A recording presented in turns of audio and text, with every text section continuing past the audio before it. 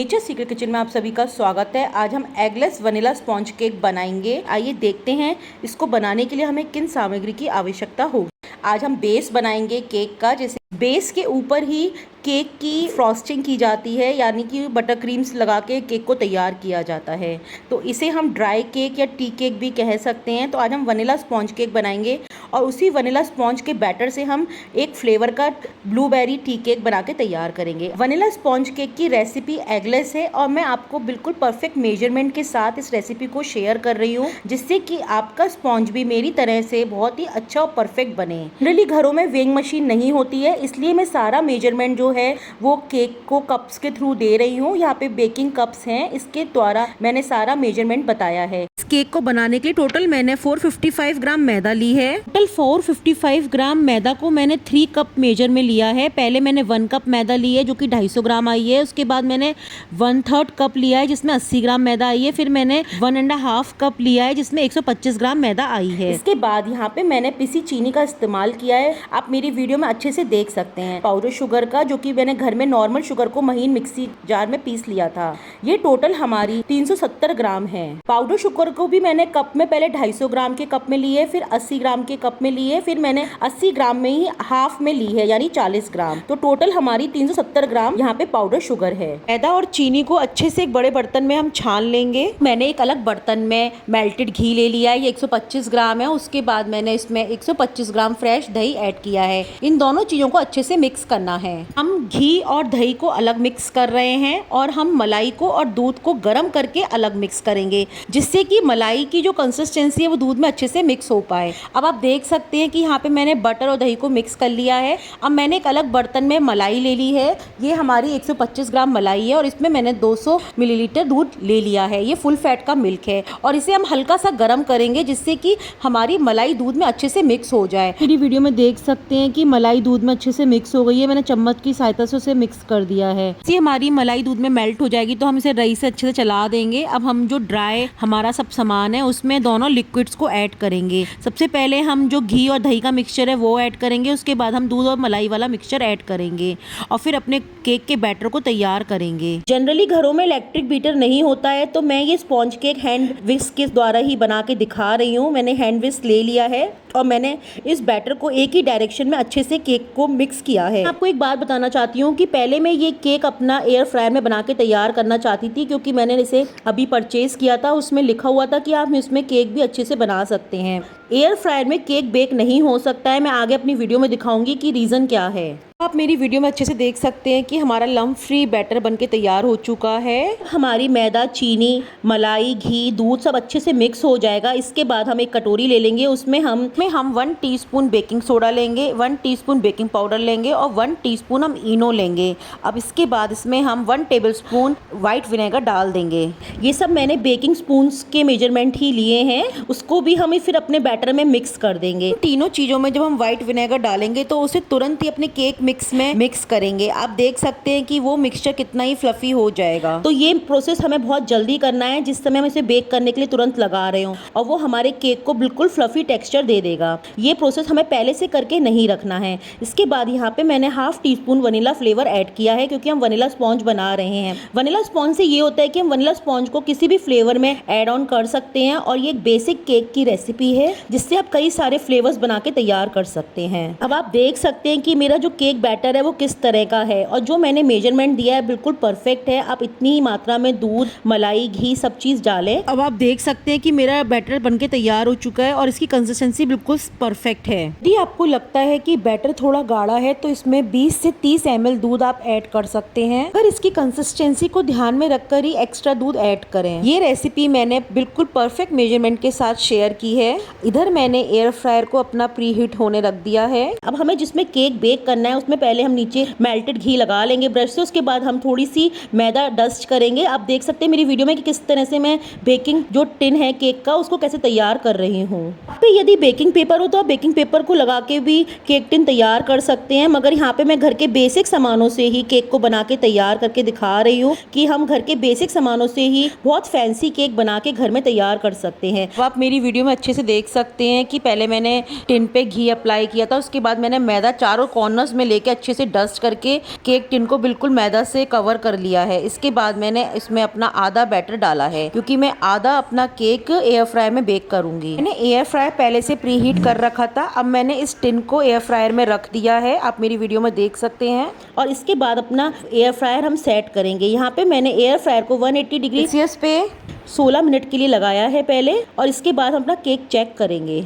मैं जब अपना केक बेक कर रही थी तो मेरे को लग रहा था कि शायद टेम्परेचर थोड़ा कम है, इसलिए मैंने फिर इसे 10 मिनट के लिए दोबारा और लगाया 120 डिग्री सेल्सियस पे 10 मिनट के लिए। ऐसे ही मैंने 2 बार करा, 120 डिग्री, फिर मैंने दोबारा 10 मिनट के लिए लगाया, क्योंकि अगर मैं ज्यादा टेम्परेचर पे लगाती तो केक मेरा ऊपर से जल जाता। मैंने देखा कि एयर फ्रायर में जब हम केक बेक होने रखते हैं तो ऊपर से तो सिक जाता है, मगर अंदर से कच्चा रह जाता है। इसको फिर बहुत बार 10-10 मिनट के टेम्परेचर पे लगाया, मगर ये केक नीचे से बेक नहीं हो रहा था। और यदि मैं ज्यादा टेम्परेचर पे रखती तो ऊपर से केक मेरा जल जाता। बार बार टेम्परेचर सेट करने की वजह से केक हमारा ऊपर से हार्ड होता जा रहा था। फिर मैंने अपना एयर फ्रायर बंद कर दिया और अपने केक को मैंने ओवन में बेक होने के लिए लगा दिया। मेरा केक एयर फ्रायर में बेक नहीं हो रहा था, इसलिए मैंने इसे ओवन में 200 डिग्री टेम्परेचर पे 10 मिनट के लिए बेक किया। मैंने अपर रॉड को ऑन नहीं किया था, मैंने लोअर रॉड पे ही इस केक को बेक किया। यदि मैं अपर रॉड को ऑन करती तो मेरा केक ऊपर से जल जाता, क्योंकि एयर फ्रायर में ऊपर से हमारा केक बहुत अच्छे से बेक हो गया था। अब आप देख सकते हैं कि मेरी स्टिक बिल्कुल क्लीन निकली है। अब मैंने इस केक को 10 मिनट बाद अपने ओवन से निकाल लिया है और ये कितना फूल के फ्लफी हो चुका है। अब इस केक को एक साफ कपड़े से ढक के रख देंगे, जिससे कि उसमें मॉइस्चर बना रहे और वो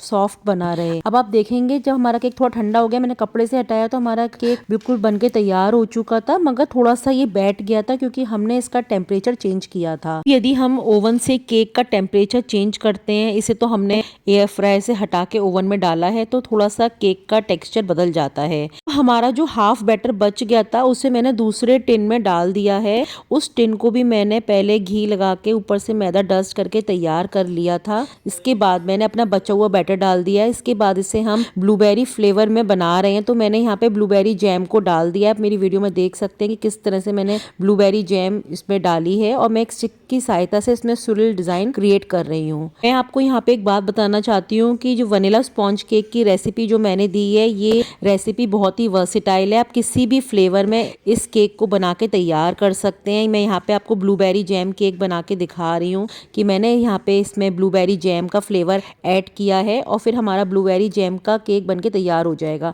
अब मैंने इसे ओवन में बेक होने के लिए लगा दिया है। इसे मैंने 200 डिग्री टेम्परेचर पे पहले 20 से 25 मिनट के लिए लगाया था। बाद जब 25 मिनट हो गए थे तो मैंने स्टिक डाल के चेक किया था, तो हमारा केक थोड़ा सा कच्चा था, तो मैंने फिर इसे 10 मिनट के लिए और दोबारा बेक किया। 10 मिनट्स बाद हमारा केक बिल्कुल परफेक्टली बेक हो गया है। तो इस केक को बेक होने में लगभग 35 मिनट लगे हैं। और मैं आपको यहाँ पे एक बात बताना चाहती हूँ कि ये केक मैंने दोनों रॉड्स को ऑन करके ही बेक किया है, यानी अपर रॉड और लोअर रॉड दोनों को मैंने ऑन कर लिया था। पहले वाले केक में मैंने सिर्फ लोअर रॉड को ही ऑन किया था, क्योंकि वो ऊपर से पहले से बेक हो चुका था एयर फ्रायर में। अब मैंने इस केक को भी ढक के रख दिया है। ध्यान रखें, जब भी आप केक को डीमोल्ड करें तो वो केक बिल्कुल ठंडे हो जाने चाहिए। हमें गर्म केक कभी भी डीमोल्ड नहीं करने होते हैं। जब हमारे केक कम से कम हाफ एन आवर रेस्ट ले लेंगे, उसके बाद ही हम इन्हें डीमोल्ड करते हैं। अब आप देख सकते हैं जो मैंने ब्लूबेरी जैम का केक बनाया था वो बिल्कुल परफेक्टली बेक हुआ है, और इसे हमने डीमोल्ड कर लिया है। अब मैं इसको बीच से 2 स्लाइस में कट कर लूंगी। इसके बाद मैं इसमें दोबारा से ब्लूबेरी जैम लगाऊंगी, जिससे कि ब्लूबेरी जैम का टेस्ट बहुत अच्छे से हमारे केक में आ सके, और हमारा ये ब्लूबेरी जैम का टी केक बनके तैयार हो जाएगा। अब मैं आपको दूसरा केक दिखा रही हूँ जो मैंने पहले एयर फ्रायर में बेक किया था, उसके बाद मैंने इसे ओवन में बेक किया था। अब मैंने इसको भी ठंडा हो जाने के बाद इसे डीमोल्ड कर लिया है, और इसको भी मैं 2 स्लाइस में कट करूंगी। ये केक भी हमारा सॉफ्ट बिल्कुल बनके तैयार हुआ है, बट थोड़ा सा इसका टेक्सचर हमारा डेंस हो गया है, बट ये केक हमारा बहुत ही सॉफ्ट है। अब मैं इसके स्क्वायर पीसेस कट कर लूंगी और इसे सर्विंग प्लेट में निकाल लूंगी। तो मैं यहाँ पे इस वीडियो में यही बताना चाहती हूँ कि मेरा केक तो एयर फ्रायर में बेक नहीं हुआ अच्छे से। यदि आप अपना केक एयर फ्रायर में बेक करते हैं तो प्लीज मुझे कमेंट बॉक्स में जरूर बताएं कि आप किस टेक्निक का इस्तेमाल करते हो, किस तरह से एयर फ्रायर में केक को बेक करते हो, कौन से टेम्परेचर पे। मैं आपके कमेंट्स का इंतजार करूंगी। वनीला स्पॉन्ज केक की रेसिपी बिल्कुल परफेक्ट मेजरमेंट के साथ मैंने आपके साथ शेयर की है।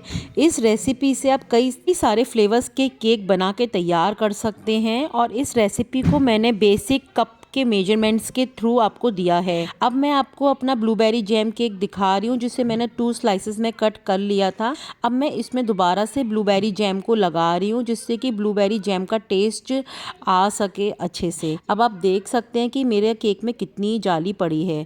अब मैं यहाँ पे ब्लूबेरी जैम अप्लाई कर रही हूँ अच्छे से। इस तरह से और कई प्रकार की जैम्स से अपना केक बना के तैयार कर सकते हैं और फ्रूट्स भी कट करके लगा सकते हैं। यदि आप ब्लूबेरी जैम की रेसिपी चाहते हैं तो आप मेरे चैनल पे जाके देख सकते हैं। इसकी रेसिपी मैं ऑलरेडी अपलोड कर चुकी हूँ। अब मैं इस स्लाइस को ऊपर से ढक दूंगी और फिर इसके भी स्क्वायर पीसेस काट के अपनी सर्विंग प्लेट में निकाल लूंगी। ये दोनों हमारे केक टी केक्स बनके तैयार हो चुके हैं। जो हमारा वनीला केक स्पॉन्ज की रेसिपी है, इसको ही हम ऊपर से गनाश और क्रीम फ्रॉस्टिंग करके अपने बटर क्रीम के केक्स बना के तैयार करते हैं। ये हमारी एक बेसिक केक की रेसिपी है, जिसका हमने एक बेस बना के तैयार किया है। को आगे अपने चैनल में व्हिप क्रीम और फ्रॉस्टिंग के केक की रेसिपी भी शेयर करूंगी। आप हमारे चैनल को सब्सक्राइब कर लें। और इन बेस केक्स को हम टी केक्स भी कहते हैं। इसमें हम बहुत सारे फ्लेवर्स ऐड ऑन कर सकते हैं, ड्राई फ्रूट्स डाल सकते हैं, स्प्रिंकल्स डाल सकते हैं, चॉकलेट्स डाल सकते हैं। ये बिल्कुल ऑप्शनल होता है। अब मैंने इसे सर्विंग प्लेट में निकाल लिया है। यदि आपको मेरी ये रेसिपी पसंद आए तो प्लीज़ मुझे कमेंट में ज़रूर बताएं। और मैंने इस वीडियो में ये भी रिवील किया है कि मेरा केक एयर फ्रायर में नहीं बना। यदि आप पे कोई टेक्निक हो एयर फ्रायर में केक बनाने की तो प्लीज़ मुझे कमेंट बॉक्स में ज़रूर बताएं। वनीला स्पॉन्ज केक की रेसिपी बिल्कुल परफेक्ट मेजरमेंट के साथ मैंने आपको शेयर की है और इस रेसिपी में आपको कोई भी वेइंग मशीन की आवश्यकता नहीं है। यदि आपको मेरी ये रेसिपी पसंद आए तो प्लीज़ मेरे चैनल को ज़्यादा से ज़्यादा लाइक करें, शेयर करें, सब्सक्राइब करें और इंस्टाग्राम पे फॉलो करना ना भूलें और अपने कमेंट्स मेरे साथ ज़रूर शेयर करें।